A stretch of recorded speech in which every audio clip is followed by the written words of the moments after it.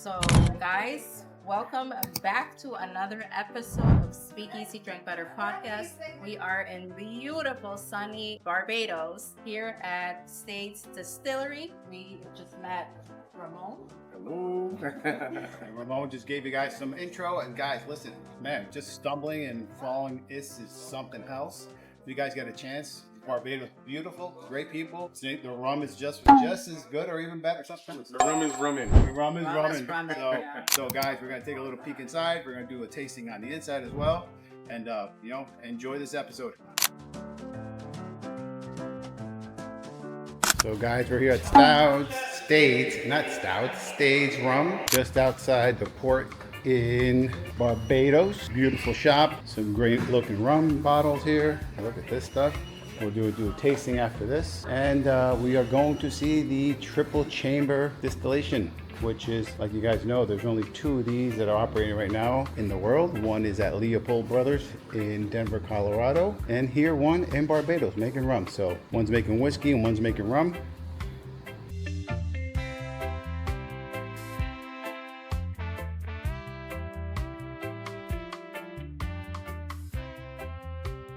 I didn't make it, but I'm just gonna take it. I'm just taking the credit for it. That's right. That's right. All right, lady, this is awesome. I'm going in for surgery. You're covered. I'm good. So will we pass directly on the way to the boat? Yeah. We'll pass it? Sure, yeah. All right, It's in the same space. All right, so I'll tell her. The quality of our rum was recognized right away. Stade became another word for quality rum in Barbados, and the distillery is considered one of the most important on the island. Our rum is uniquely mellowed by the sea, and the sea is at the heart of all things here at the West Indies Rum Distillery. It creates the environment for cultivating our yeast, and it influences our warehouse's maturation process. But that's not the only thing that makes our rum so unique. It's also our people. Over the last 130 years, they have helped shape Barbados rum, whilst adding their own unique talents. This is reflected in every barrel, every bottle, every glass, and every sip of rum. Here's to the next 130 years of making Barbados rum. With that being said, you're gonna follow me into the distillery. I'm gonna show you a couple stills. If any of the stills are on, they're gonna be fairly hot. Just be careful, be mindful. There's moving vehicles, just be careful. When we are doing the tasting, that will be centered on the beach club. If you guys are gonna go into the water, that's okay, but there's no active lifeguard on this beach. So just be mindful. Again, just be careful, yeah? So you guys can head on down, and you two can follow me on the outside. So you're gonna follow me in. My name is Asha. I'm doing your little tour. We are the only distillery in Barbados and the Caribbean. What's your names? Edelweiss. Edelweiss? Edelweiss and Alex. Edelweiss. Alex, got you. All right, so we're gonna make our way in. This is actually the only distillery in Barbados located by the beach. So as we make our way through, we have our barrels are from the US. They're pre-used by bourbon and whiskey distilleries. Because making American bourbon, you can use a barrel only once. Making rum, however many times you want to. Multiple times. Yeah?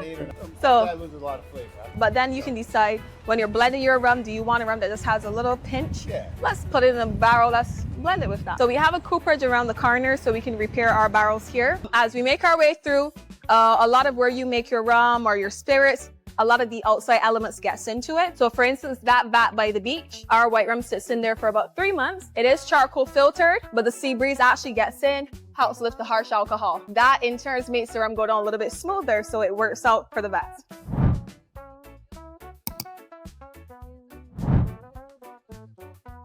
Further down this way, you're about to enter bond number 1. First legally bonded warehouse in Barbados, and videos here are perfect, that's okay. All of these barrels are filled with rum, but if you know anything about alcohol, it evaporates. So you get a lot of that angel shares filling the room. And not only that, because Barbados is pretty warm, so we do lose a lot of alcohol, but it means that our rum ages quicker, which works out. On the other side is our blending hall. So what happens here is you can decide if you want the rum to be you want it to be bottle strength, 40% versus cask strength, 65%. If you want to blend it with a different barrel, you want to blend it with a different spirit, that can happen here in blended, yeah? So it also helps with consistency and the flavor you want. You should. Tell her to swirl. Beautiful. Making our way through is where we actually fill our barrel. It doesn't look like much, but our barrels are filled manually here. And there are a couple techniques. You can knock the barrel empty versus not. The smell is intense. But saying all of that to say this, they're filled by human beings. So these are the cleanest floors at this distillery, but you will never know. Angel cheers. A lot of spillage. No, we are giving that to the angels, okay? Be selfish, Alex. Jeez. So around the corner is the original name for the distillery called the West India Rum Refinery. Would have been founded by a German engineer called Stade. He actually did a lot in helping to modernize the rum industry. While everyone uses pot stills, which are batch stills, but it gives you a nice flavor. So you got a heavy rum, more esters. He brought column distillation to us, so it's a bit more refined. 96% alcohol, more volume. So they do work good for different purposes, but he never had his own branded bottle, so we did make a lot of base or bulk rum. So if you want to make A&A's rum, You can make it. you probably shouldn't because that's Alcoholics Anonymous, but you should write something else. That you can just buy the base, you do whatever you want, make it your own, put your brand on it. All right. So we only had our first branded bottle in 2017 when one of our customers went from customer to owner because he purchased the distillery in 2017, but he worked with us from 1990, and the brand was called Plantation. Have you ever heard of Plantation? Yes. Plantation is no longer called Plantation. It is called Planteray because a lot of people associate plantation with slavery. Now, as Alexander being a customer, because his name is Alexander Gabriel, he would have passed through here like anyone else. Curiosity, you want to know what's behind the door. So when he asked the managing director, That's you some know, what's serious behind doors. there? The managing director told him, you know, we don't have the key for it. So he said, okay. He bought the distillery in 2017. He said, you know, we should look for the key because this has to be important stuff. The managing director told him, we got the key all along. The difference between an owner and the customer, yeah? So we were able to actually make our way in. And this distillery was founded in 1893. On the inside are blueprints, recipes, techniques, and all of that good stuff. We have Barbados's rum history in a nutshell. So you think about valuable things being inside a vault. People think money, knowledge. So as you make your way in, watch your step, watch your head coming in. We take pictures. of it? Yeah, videos and pictures are okay. So if you're a spy, you gotta sleep if you're a bad conscious. So cool. This. So all this was in here. well, not some of it would have been here as well. We would have, this at one point may have also been an office, but we've gotten a lot of information because there were over 100 distilleries in Barbados. Today there are only 4. So as those distilleries closed down, we were able to purchase some of the stills, some of the information. So we have Barbados's 4 4 recognized distilleries. Really a bunch of other small. Probably small ones, yeah, Yeah, but yeah, 4, as far as I know, 4 Yeah, distilleries, okay. yeah. And here as well, purchased 3 distilleries across the island. So we have Barbados's rum history in a nutshell, meaning that we have blueprints from our distillery, from Batson's distillery, where that still is on the lawn it came from. We have from Barbados distillers, and then we have from Bob's distiller. So imagine 3 different distilleries plus our own. We can recreate any of these stills that would have existed in distilleries that no longer exist today. Now, one of the things that Alexander, when he bought the distillery, he decided we need to commemorate Stade. He did a lot for us, and if not for him, there would be no brand. So when he started his brand Plantation, now Planteray, he decided 4 or 5 years ago, let's bring out a stage rum. So now we have Stade's name, but if you look on the right, people would have used the base rum made by Stade, and they would have written his name on it, just so people knew this is where the base rum came from. And the only reason they did it is because when this rum was tested by a chemist like the FDA, it was proven to be free of toxic byproducts, you know, that methanol. And that was publicized in the newspapers for sales, marketing. You let the public know where the base is from. It's recognized. You're probably gonna buy it because you recognize the brand. Yeah, but having his own name on his own bottle, Stade never had that. So Alexander also would have restored the Rockley, which is the oldest rum pot still you'll see today. But this still, I think you guys know a little bit about the chamber still. So he would have restored the triple chamber still. This is the last remaining made by the original owners. All the other chamber stills, I've been told, are used to make whiskey. This was used to make whiskey, of course, but it's now used for rum. So this still actually is a bit more efficient. So you're able to preheat the batch above. It's much more effective than doing one batch, taking it out, go again. More efficient, but of course you're not gonna get the same flavors, the same characteristics. It brings flavors on its own. So more like ginger or chocolate or rustic notes. So that's what we have. And this was restored 1 year after Alexander bought the distillery. He told me it's not cost effective because copper valuable. It is flavor effective.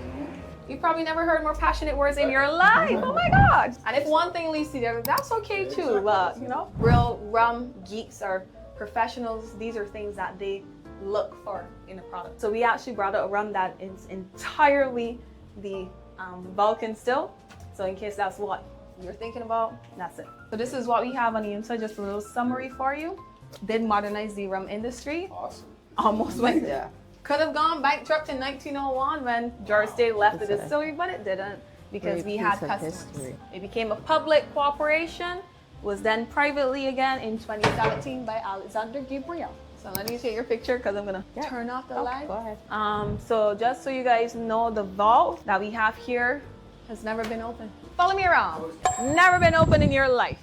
Now in here is where we actually get a lot of that, those esters. This is our fermentation. So of course the yeast eats the sugar, converts it into alcohol. This type of fermentation runs us up to about 3 weeks. It is an open air system. So with that being said, you get the wild yeast coming from the outside going on in, and this gives us more bacteria, which in other words gives us more flavor. Now this type of still here, we normally use it for pot stills. Pot stills aren't a huge volume, but when you are blending your rums, think of pot still rum like a heavy or dark color, say black. Think of column still rum, very light, white. You need a tiny drop of black to create gray.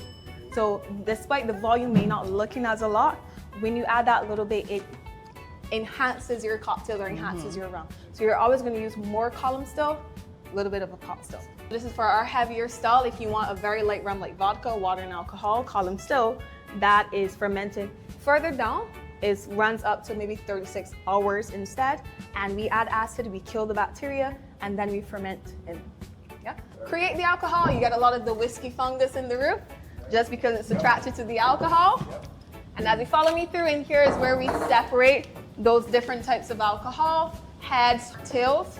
The only one you would drink, of course, is that heart. Heart will be your white rum. Heads, tails are not for drinking, but they can be used on their own for acetone or methanol or power your car. Now you don't want to stay in here too long because you blow on a breathalyzer test. I'm just a little higher than you were. Yeah, just a little. So coming through is Pop Still Alley. All of the stills, I don't think all are on. I know 2 of them may be on for sure. The John Doerr creates the heaviest rum that we have. It is also close to a water condenser. So as you put the fermented wash, as it boils, the alcohol vapors rise up. Liquid comes down this line arm, it goes into a coil, and that coil is submerged in cold water. Liquid alcohol comes off here. Because you boil, heat, cool, condense. This looks like the first still you saw on the outside because it was made around the same time. And as you're looking here, you can actually see the rivets. Take note of that. When you look at the Rockley. Wow. So the Rockley, they're not done by a machine. Got some work on it. The Rockley was last active 1785. We worked with a coppersmith company to just restore our still John Doerr to begin with. And they're the ones who actually told us that we have an old still. And we're like, how old is old? Finding out that the Rockley is the oldest rum pot still in the world. Alexander took it to France. It was restored, brought back to Barbados. This neck is called an elephant trunk. That took over 2,000 hours of work. This is hand-beaten copper. My first thought, not gonna lie, when they told me this is hand-beaten copper, I thought the guy had anger issues. Yeah. What? But this is skill. That's why it was taken all the way to France. Now, because it is a pretty old still, the oldest, it was, Prime Minister came here, recommissioned it, cut a ribbon, did a stamp, all that fancy stuff, and she was allowed to smell the first sample. She's the Prime Minister, you can't tell her what to do. Do you think your Prime Minister is gonna take your straight off the still? Coming off is pretty high, but she did it. She did pretty good. She did pretty good, yeah. This is the guy, I guess. What do you got to say? No, I was just gonna say, we're like the kids at Disney World right now, looking at the my Rockley for the God. first time in person. We're like someone that just met Mickey Mouse. Disneyland for adults. For us, and Yeah. Is the guy of the hour, if you will. So this is our Vulcan triple chamber still. So I would more so tell you can go on this side here. So this is the actual front port. Now we are doing a little bit of maintenance on it, but you can actually see Vulcan distillation right behind you on the floor. This came out of Cincinnati. We got it around 1941. And this is what we would have used to help us make a lot more Navy rum. Triple chamber still like this one. I think there's one other Vulcan still. It's a 4-chamber. I believe. Yeah, this is the last one made by the original owners, Vulcan. Triple chambers, it is more efficient. It is also connected to George Stade's original air condenser where he actually used the cold outside air, passes through the hole, condensing the marbles, and as the hot alcohol vapors come into contact with the cold marbles, it condenses into liquid alcohol. What we'll do though, so you can grab your stuff, and I'll show you what the base of it, where the base of it is. So be careful coming down. You can see what our open air fermentation looks like, and they all will look different on their different stages. But if you come here at this platform, you can actually see the base of the Vulcan.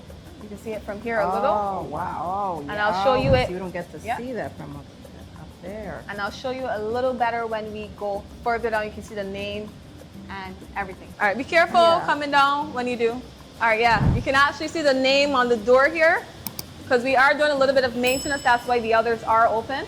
Oh, wow. Yeah. Oh, did you see, have you ever seen inside one of the chambers? Let me show you that really quickly. That's so cool. After you make your video, I'll show you it really quickly. I'll just turn on my light. So follow me, we gotta just run back up. So normally when we're doing maintenance and the doors are open, a very inquisitive person that I am, I just shine a light inside to see what it looks like. And then for others who are equally curious, so this is what the inside of this chamber looks like.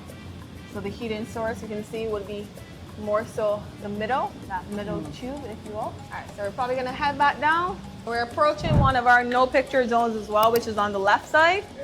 A distillery would always get industrial, so down there is a column house, column stills, all that good stuff. And then we're gonna head on this side. This side though is our instrumentation, it's our labs. There are 3 labs on property. There's fermentation, testing the yeast, water, molasses, testing the distillation after it comes off would be that lab. Last lab is sensory, which is where you basically drink on the job.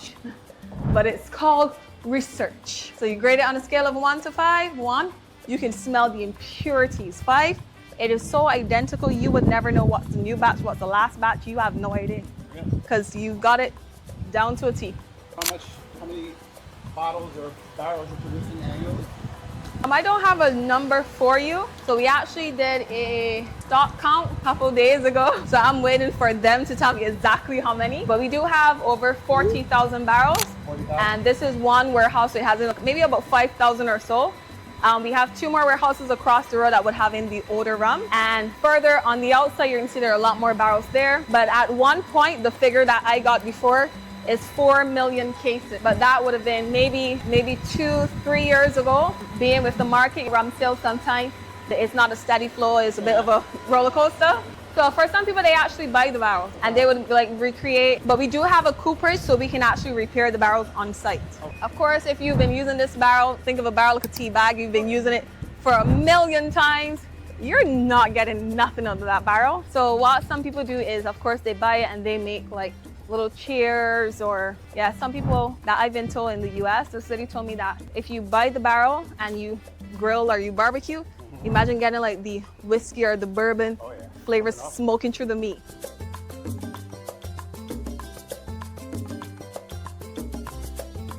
Heaven Hill is one, another brand. They do finishing on all of theirs. So everything is first goes into a regular new barrel, and it's always finished in sherry or something else, or rum, or they'll go back and finish. So, really so a lot of people then realize that the spirit industry does work together a lot because hey, you gotta help.